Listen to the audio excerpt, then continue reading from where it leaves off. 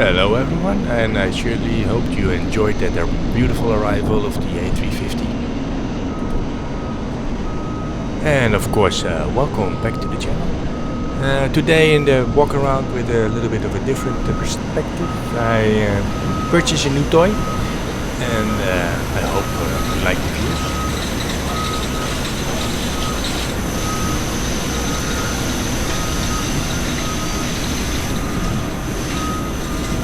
And with every walk around, we more or less start always at the nose. Check the radome, check the windows, check the probes. We don't like to see any damages, any malfunction that can occur there. And then from the nose, we'll walk to the nose gear and check out that area.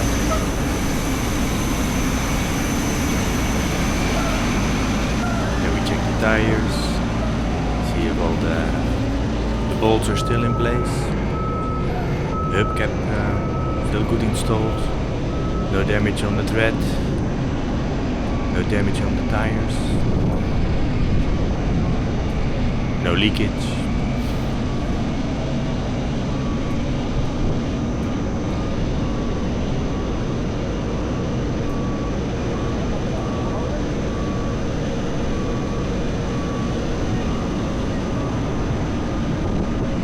Then we'll check the wheel well as far as we can see. With the turnaround we don't need to open the doors. Only of course if you see something suspicious, like fluid running out of the doors, we'll likely open the doors and see what's going on over there. And then we'll walk along the fuselage.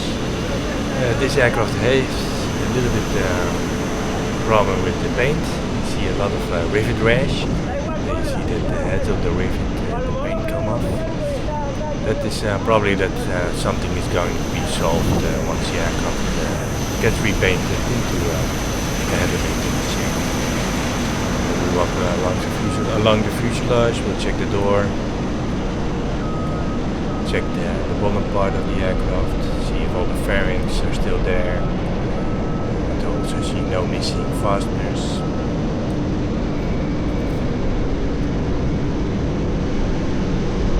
The only fluid that you want to see leaking from this area is water. With the big humidity here in South Florida, there's a lot of water generation by the back, and that drips overboard. And here we'll inspect the fan of the engine. We don't want to see any nicks, cracks and bends. Also the intake itself needs to be in good shape. No dents on the intake lid. Of course dents can happen, and if dents happen you'll need to check the structural maintenance manual to see what the limits are for the dispatch. And here a little bit of a look into the vent duct. You see the blocker doors, you see some holes in the side of the engine. These are bleed valve. The forward are for the intermediate stage, and then the aft ones are for the high pressure stage of the compressor. And these are used to stabilize the airflow through the engine when accelerating and decelerating, so you don't get any engine stalls. Here we see the exhaust, turbine, the exhaust nozzle, and the light is not good enough to have a peek inside.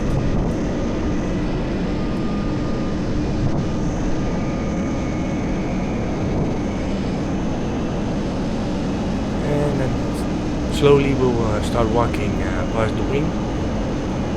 There you see the axis for the refueling ports.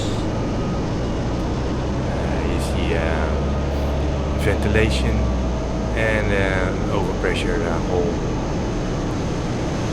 When the vent of the fuel tank is in overpressure, the disc in there will break. During the walk around you check that part and you see if there is a white cross in there, the disc is still in one piece. There's not been an overpressure in the tank. And if the disc is gone, I've seen once with an A380, then there's like orange behind it. You can see the white cross currently in the lighting condition. And we'll check the flap fairings, the flaps, and we walk slowly into the gear.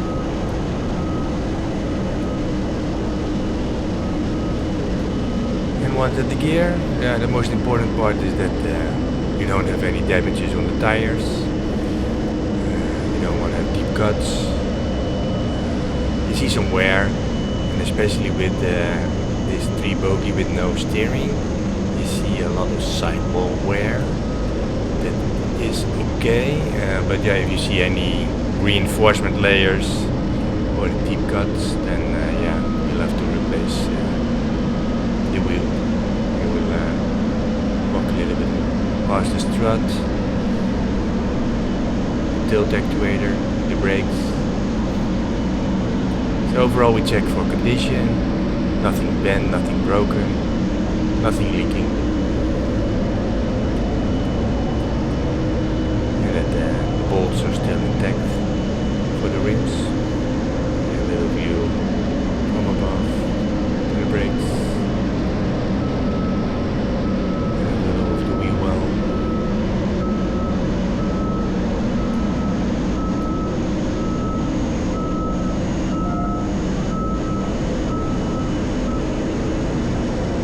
And in this part we'll check the aft part of the fuselage.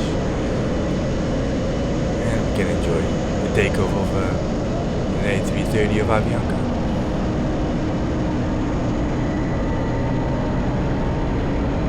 So yeah, again, in the fuselage you don't want to see any damages, no leakages, except some water condensation can come out of the bilge of the fuselage.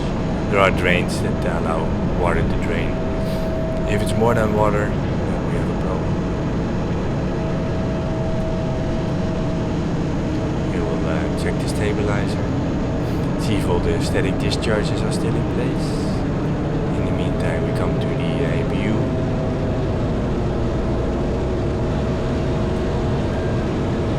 See if the tail light is still working.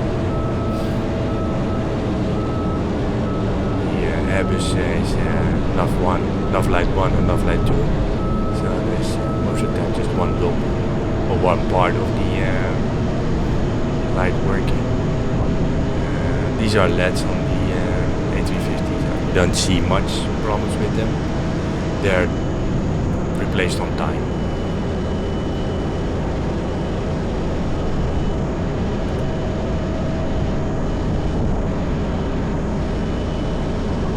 And here we have the low cargo door.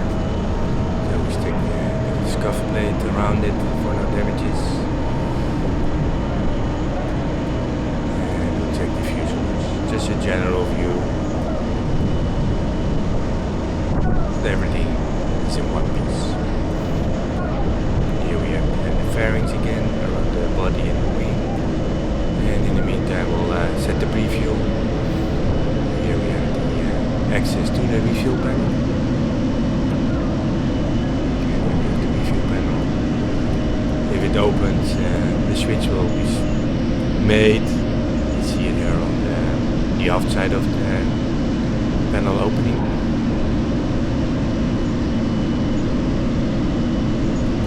Here we set the base fuel for around 90,000 kilograms. The flight back home is going to be around 13 hours, so it's going to take around 100 tons for the flight. We are not going to set the panel on for the refueling as there is no refueler connected yet. And then we'll check the other main gear. Once again, check for damages on the wheels. Don't want to see any fault cuts or flat spots. No leakages, no damages on the gears, the doors. Check if all the seals are still in place.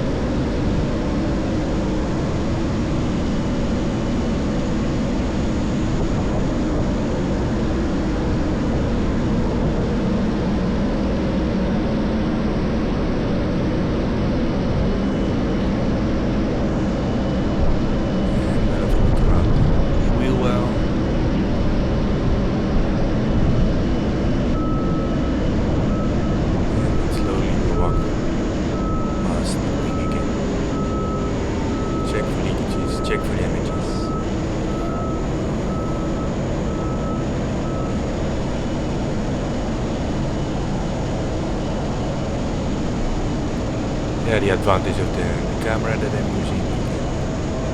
Look around and check.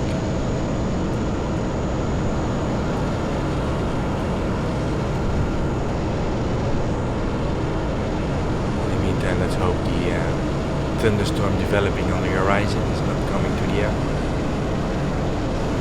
We don't want to get wet today.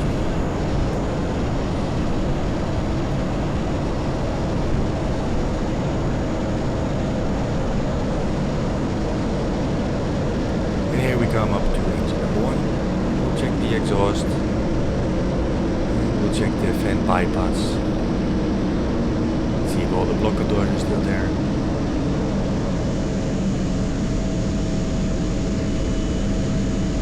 No damages. You see some oil coolers here for the engine oil and the generator oil cooling systems. There are 4 of them installed on the engine.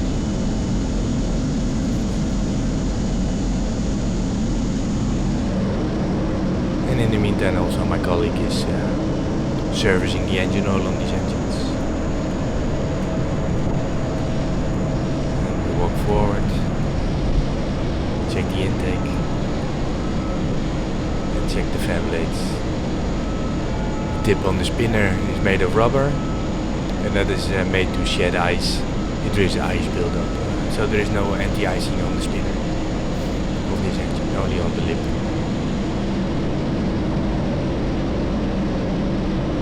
Here is he hard at work.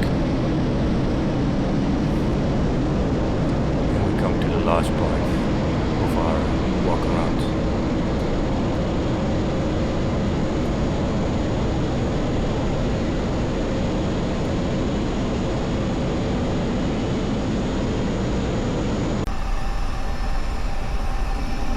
And here we are in the cockpit and see what complaints they brought with them.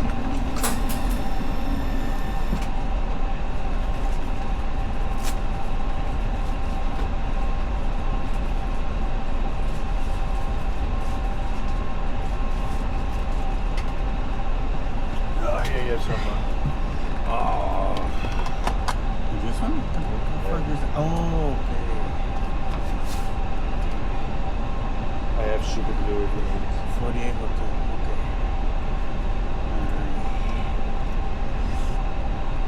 Window blinds.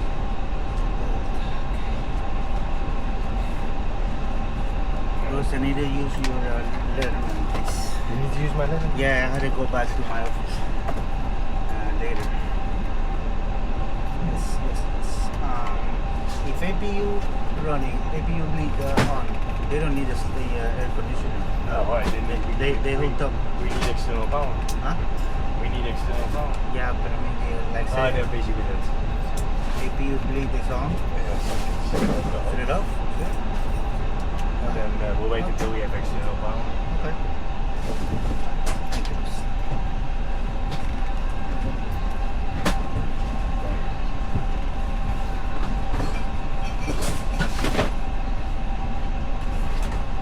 And as my colleague starts to work on the cabin complaint, I give a check in the tag log. Here you see on the dispatch message already one dispatch. It is that GNS is reviewed by IRSs. This is caused due to the GPS interference that they encounter on the way to Miami, mainly in the area around Israel. And yeah, that one needs to be resetted. So I'll have a look what the fault code is. But the main thing is I will go and reset the multi-mode receivers, which contains the ILS system and the GPS system on the aircraft.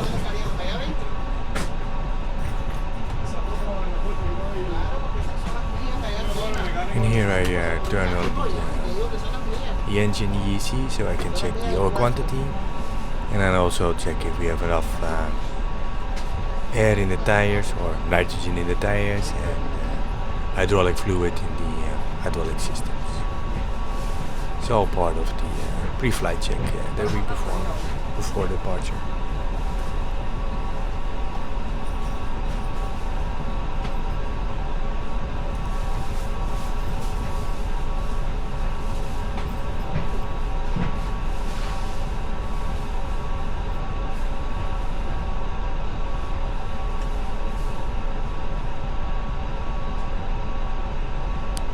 Oh, here I see that the fault in the IRUs is a latch fault.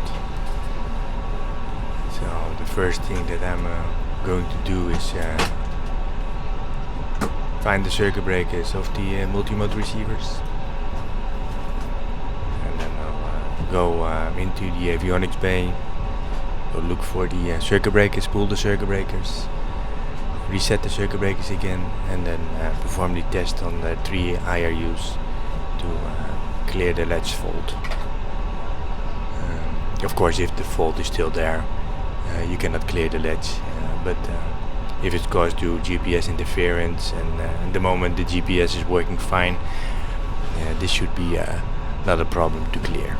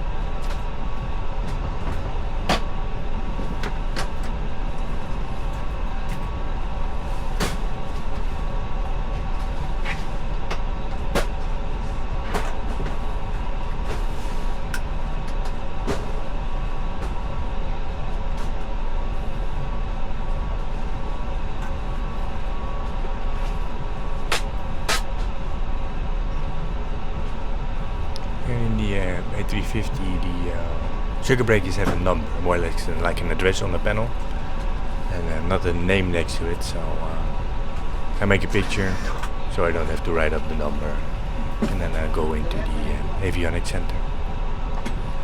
The access to the bay is here in the cockpit. It's just a panel in the floor. Open it up and disappear.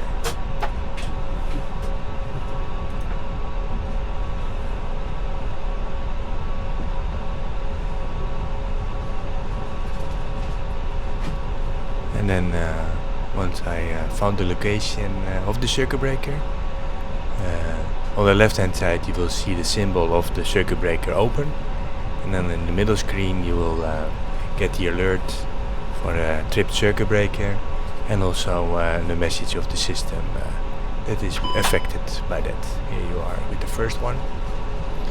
You also get the list of the CB, and then the CB that is popped. At this moment, of course, it's pulled, not popped or tripped.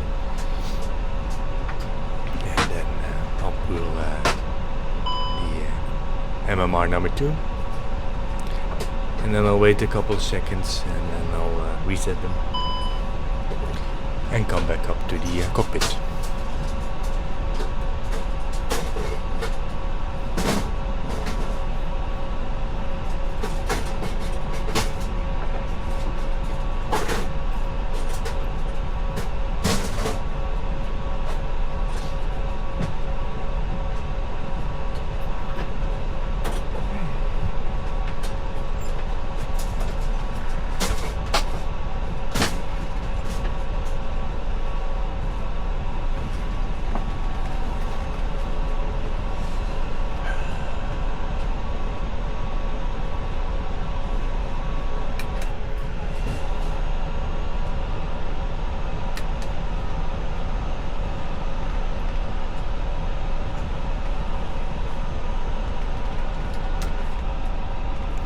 And now once we have reset the MMRs, we are going to do the system test on the Aderus.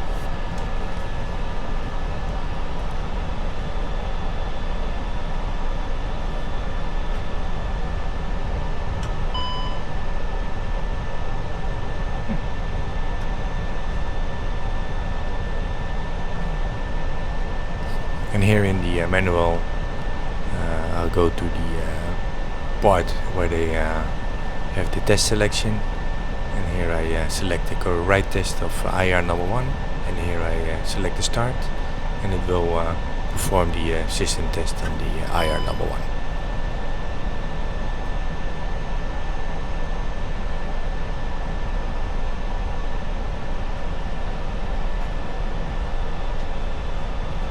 This test itself takes a couple of minutes, and after that the test is performed, the IR will realign. That takes about 7 minutes before that is completed, and the inertial reference of the IDERU is completely realigned and tested.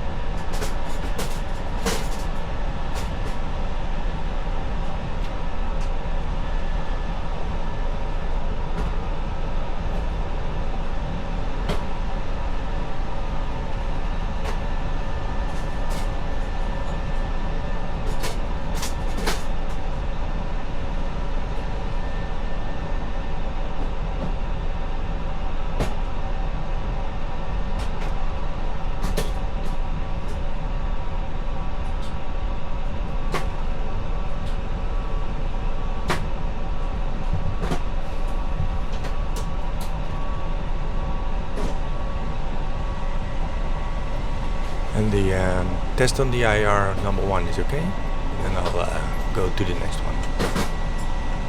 You still see that the dispatch message is still there, so it's still latched in at least one of the IR units.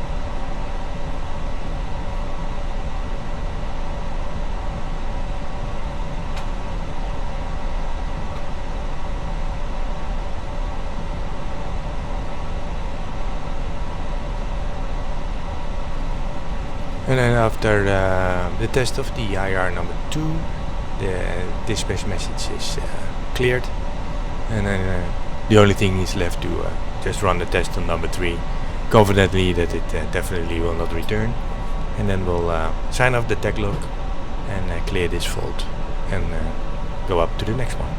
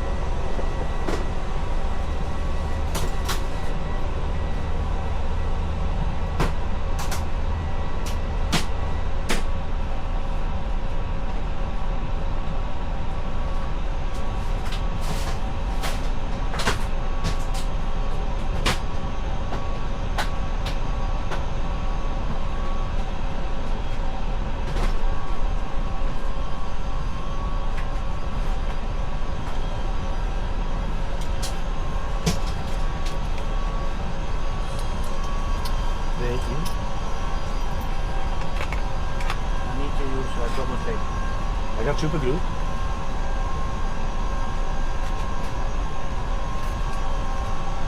It's a fresh one.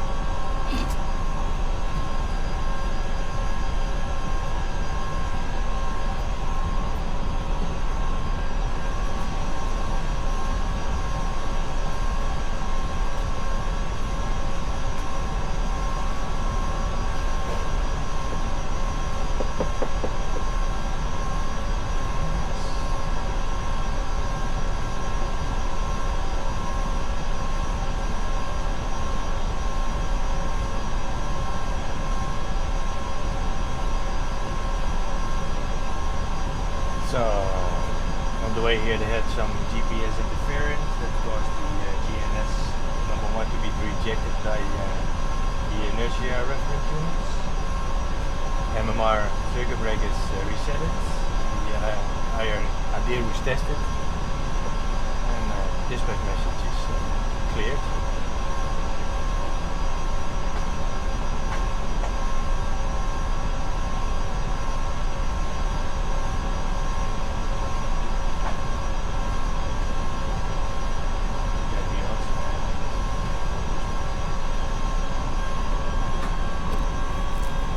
So here we'll pull up the fault of the handset, and then I will perform the ADIR test. The test it takes about 6 to 7 minutes. So in the meantime I can sign off the previous task and just have to wait what the results are for the sits.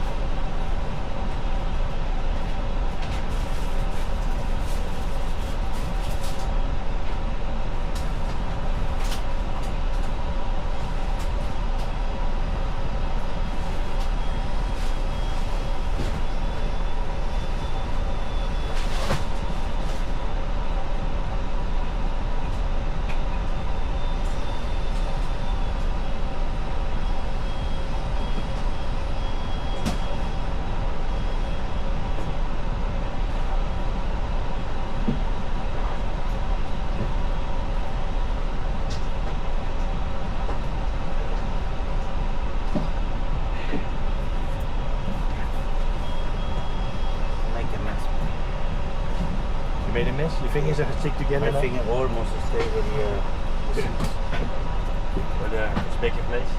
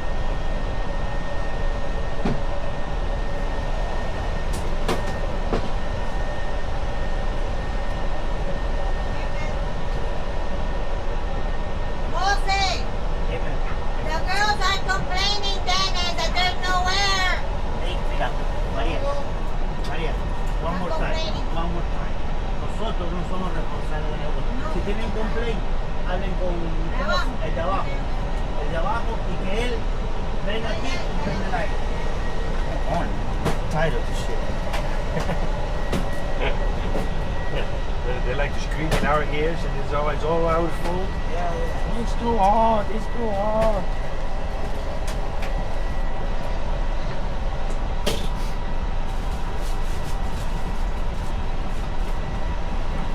And here the results of the SITS test. It has some issues, some minor faults, but at least the handset that was written down did not return in default, so for me that it's okay to sign off that complaint, and then we'll have to see what we do with the other faults. Here at least I'll perform a reset of the SITS 1 and 2, and hopefully that will help a little bit with the passenger server units that it is faulting at the test that had been performed. Well, SITS has some fault, but not the headset.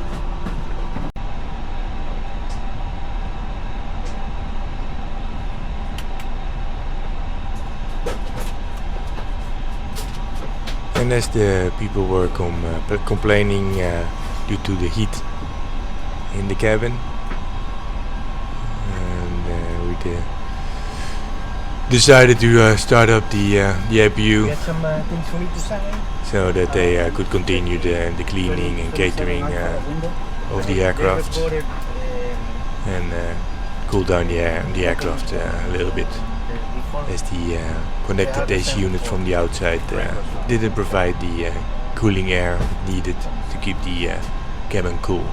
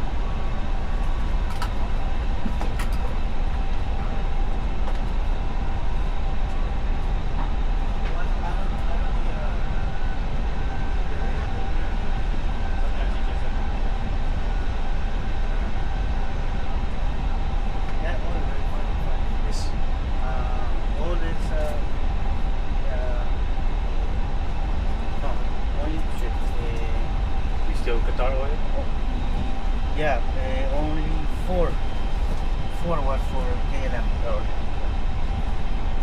So 6 Qatar and 4 KLM. Going back to the office. Okay. I'll be back in 10 minutes. So I should get my flashlight and my key.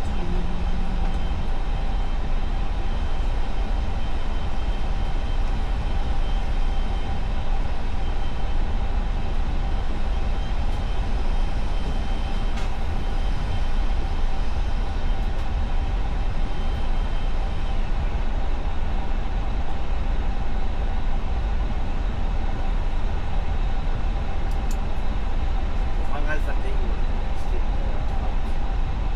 Let me check.